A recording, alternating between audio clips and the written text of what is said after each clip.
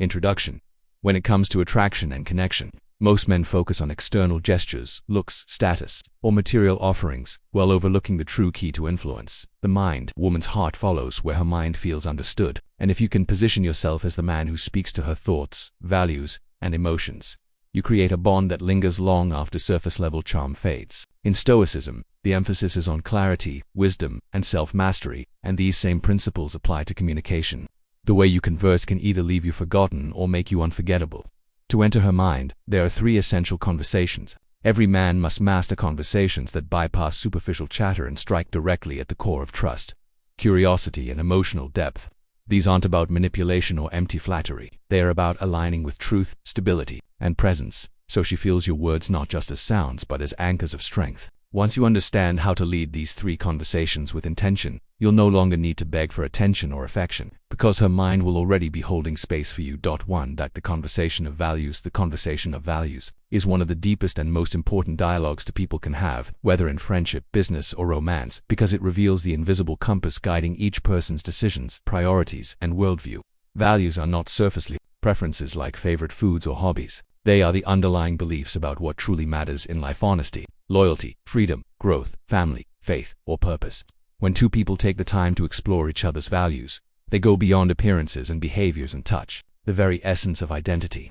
For example, someone who values freedom above all else will interpret responsibility, commitment, or security differently than someone who values stability or tradition. Without this awareness, people often misinterpret each other's actions, assuming selfishness, indifference, or inconsistency, when in reality it is simply a clash of values. A Stoic perspective on this conversation teaches us to focus not on controlling or imposing another person's values but on understanding whether they harmonize with our own, because alignment creates ease and dissonance creates inevitable friction. In relationships, values conversations reveal whether two people are truly compatible for the long-term. Shared values provide the soil where love and trust can grow, while mismatched values create constant conflict no matter how strong initial attraction may be. In leadership and business, clarity of values becomes a compass for decisions under pressure, ensuring integrity even when shortcuts tempt. The key to this conversation is openness without judgment, a willingness to listen deeply, and the courage to articulate one's own truths clearly, even if they differ from what others expect. Too many people avoid this dialogue out of fear of conflict, only to discover years later that they were walking different paths all along. Instead, one must approach values with curiosity. What does success mean to you? What do you sacrifice for? What would you never betray?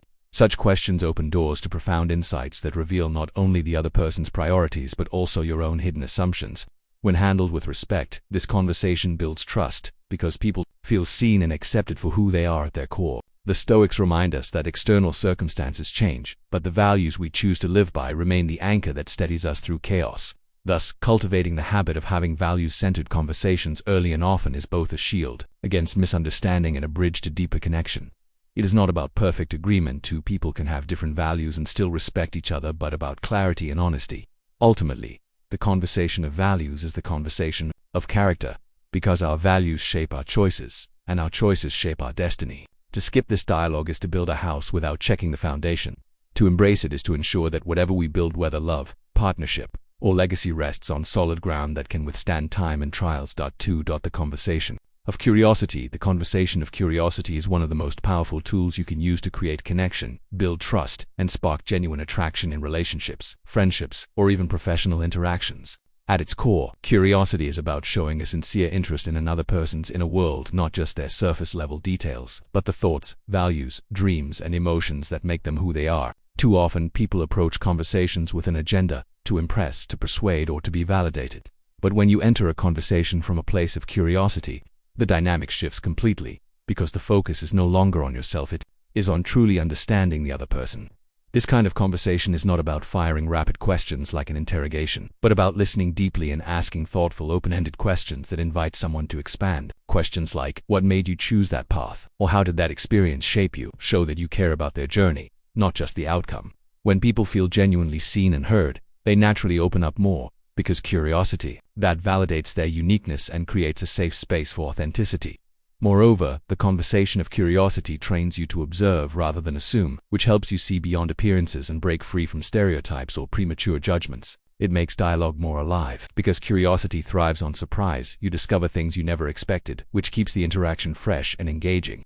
From a Stoic perspective, curiosity also teaches humility. It reminds us that we do not know everything, and that wisdom comes from learning, not from assuming mastery. Curiosity also creates reciprocity. When you show real interest in someone, they often feel inspired to return the energy, creating a deeper exchange rather than a shallow back and forth in relationships. This is especially powerful because attraction grows not just from physical chemistry but from emotional intimacy. And emotional intimacy cannot exist without curiosity about each other's inner worlds. To apply this in daily life, practice asking yourself, what can I learn here, instead of what can I get here? This subtle shift in mindset makes your presence magnetic, because people naturally gravitate toward those who make them feel significant and understood. The conversation of curiosity is not about manipulation or strategy. It is about cultivating a genuine way of being that elevates the quality of your interactions. When you learn to approach others with this mindset, you will notice that conversations become less draining and more energizing, because they are no longer exchanges of ego but explorations of humanity. Ultimately, the conversation of curiosity is about cultivating wonder about people, their stories, their choices, and their perspectives. And when you live with wonder, not only do you connect better with others, but you also connect more deeply with yourself, because curiosity opens the door to growth, empathy, and lifelong learning. 3. The conversation of presence. The conversation of presence is not about clever words, rehearsed lines, or showing off your intelligence. It is about the silent, unspoken dialogue that happens when you are fully grounded in the moment and attentive to the person in front of you. Presence is magnetic because it communicates something deeper than language. It tells the other person that you are here, that your attention is not scattered, and that they matter enough to be seen without judgment or distraction. Too often, people enter conversations with half of their mind somewhere else, already planning their next response, thinking about how they are perceived, or mentally scrolling through their to-do list. This weakens connection, and the other person senses that lack of full engagement, even if nothing is said. The lesson of presence is to train yourself to still the inner noise, to breathe, and to channel your awareness into the shared space. In practice, this means listening with your eyes as much as your ears, paying attention not just to words but to tone, posture, and pauses, and allowing silence to carry weight instead of rushing to fill it. A man or woman who can sit in stillness without appearing restless communicates calm confidence. They give the impression of someone who does not need external validation because their strength comes from within. Presence also requires self-discipline, putting away distractions, slowing down your speech, and resisting the urge to dominate the flow of dialogue. When you are fully present, you create an environment where the other person feels safe to open up, where trust builds effortlessly, and where influence flows naturally, not through force, but through the gravity of your being. The Stoics understood this well, for they practiced the art of focusing only on what is within their control. And in conversation, the one thing you can always control is your attention. Presence is not passive. It is active stillness, a choice to invest your energy in making the moment count. Whether you are speaking to a partner, a colleague, or even a stranger, your presence becomes a gift, one that cannot be faked, bought, or imitated. The more you cultivate it, the more you realize that people are not as hungry for the right words as they are for the right energy. Presence turns ordinary exchanges into memorable encounters because it signals authenticity in a world full of noise and pretense. Therefore, to master the conversation of presence is to master influence at its deepest level, not through manipulation, but through genuine connection. In every interaction, ask yourself, am I here, or is only my body here while my mind wanders elsewhere? The person who can consistently answer that they are fully here develops a quiet power that others instinctively respect, trust, and gravitate toward.